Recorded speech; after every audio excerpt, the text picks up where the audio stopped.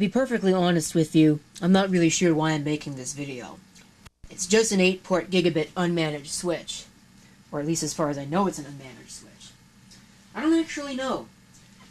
It just says gigabit metal desktop switch. But I figured there were some people who wanted to see it. I got a couple of pieces of commentary, some questions along the way that maybe somebody could answer. And I figure I might as well do an unboxing. It gives me an excuse to turn a camera on and make a video. So that's what we're going to do. This is, of course, a D-Link 8-port gigabit metal desktop switch. You can see that right there. Let's see if we can get some focus and some actual look at this. No, I'm going to just have to read it. Gigabit speeds for fast data transfers, ultra-compact, rugged metal case. Easy plug-and-play installation. The model, if you're wondering, is GO-SW-8GE. There was another version that, if I remember right, the model number was GO-SW-8G. Had a plastic case, it was white in color, but otherwise pretty much exactly the same switch. And it was for the same price, $30. And I'm having a hard time wrapping my head around the idea that there's no difference between the metal case and the plastic case. It really just kind of makes you wonder what kind of markup they have on that plastic case. But anyway, ideal for fast data transfers, and this is going to be so much better than that stupid 100 megabit hub. What is that thing? Corega Dual Hub 8P or something like that I'm using right now. So I don't think all the systems over there are gigabit, but the ones that are, it'll be nice to be able to take advantage of it. I can't even read that fine print. Well, it's just fine print about data. Whatever. Who cares? On the side, you can see package contents. We get one 8-port gigabit metal switch, quick install guide, and the power adapter, which is good. Minimum requirements. I find it very hilarious that they have to list minimum requirements. What this product does. You could pause the video, assuming you can read it, if you would like to read any of that. It's a little hard to read, though. So, well, there you go. There's a little network diagram.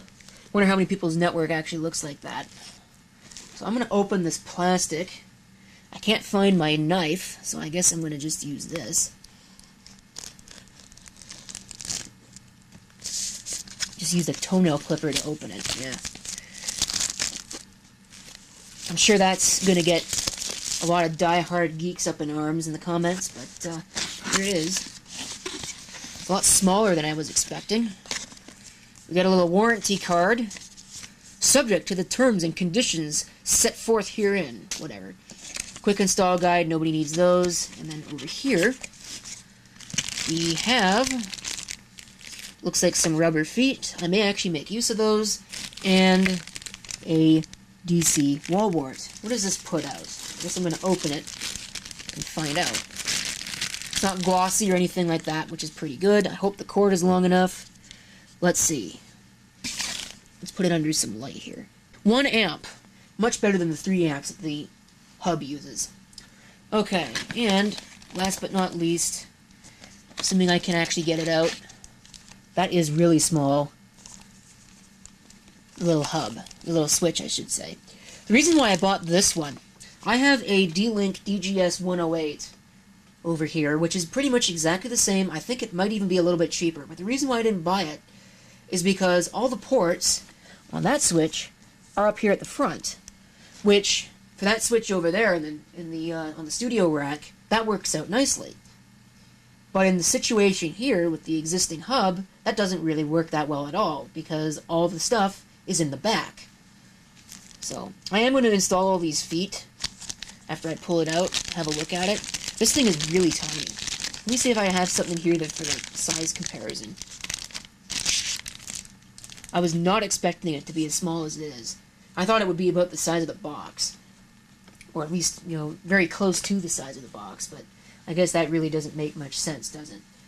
Here's a, let's see, here's a serial ATA hard drive. Actually, sorry, no, it's an IDE hard drive, I'm blind. Just for size comparison. Like, seriously.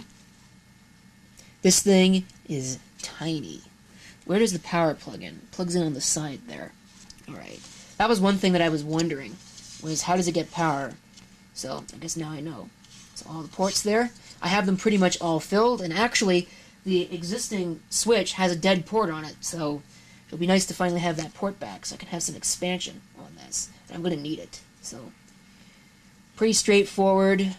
Looks like 10100 is a yellow light and gigabit is green. So I'll know what all that is. Alright, so let me go put the feet on this, and then I will go put it where it's going to go, where it's going to sit.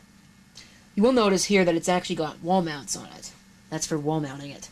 You put screws in the wall, and then put this thing on the wall. They don't give you any screws, though, so at least I didn't see any. Unless I didn't pull it out. No, I don't see any screws, so I guess you're on your own for that one.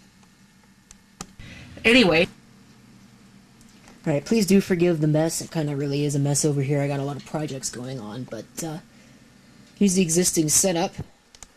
A dual hub 8P, and we're coming out of there. I'm really surprised at as much heat that thing produces that it hasn't melted this thermometer's base sitting on top of it. It runs hot, I'll tell you what.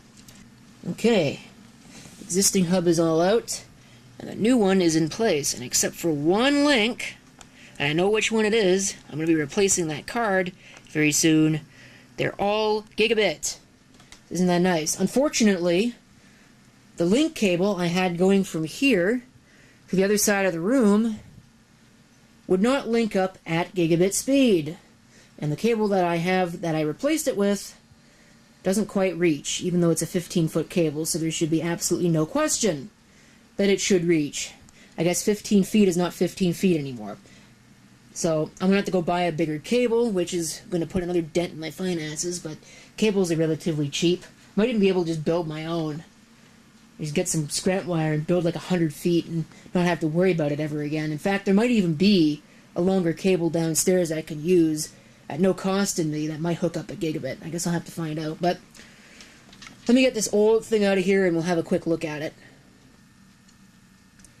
Here it is. The Corriga Dual Hub 8P. 8-port, 100 megabit dual speed hub. It's got a repeater in it. Probably wasn't too bad when it was brand new. You can see there, 3 amps max. Very power hungry. Very hot running too. Definitely China pride. Well, made in Taiwan. So that's not too bad. Taiwanese pride maybe. That says 2.5 amps. So I was prepared to tell you that this is probably the incorrect power supply, saying 2.5 amps on it. But maybe it is correct. Although if it says 3 amps max, pulling 3 amps out of a 2.5 amp power supply is really not good. So there's a cascade port there, and 8 ports, of which one is dead. Or at least it seemed to be dead, so I taped it over. So I wouldn't use it. So that's been retired now. The new hub is in place, the new switch I should say, it's in place, and then I will put that gigabit wherever it went. I have this little gigabit PCI adapter I'm going to put in that other machine, but frankly you don't really need to see that. So that's it for this video. Thank you for watching. If you have any comments, feel free to leave them down below. It was already a longer video than I was really expecting it to be.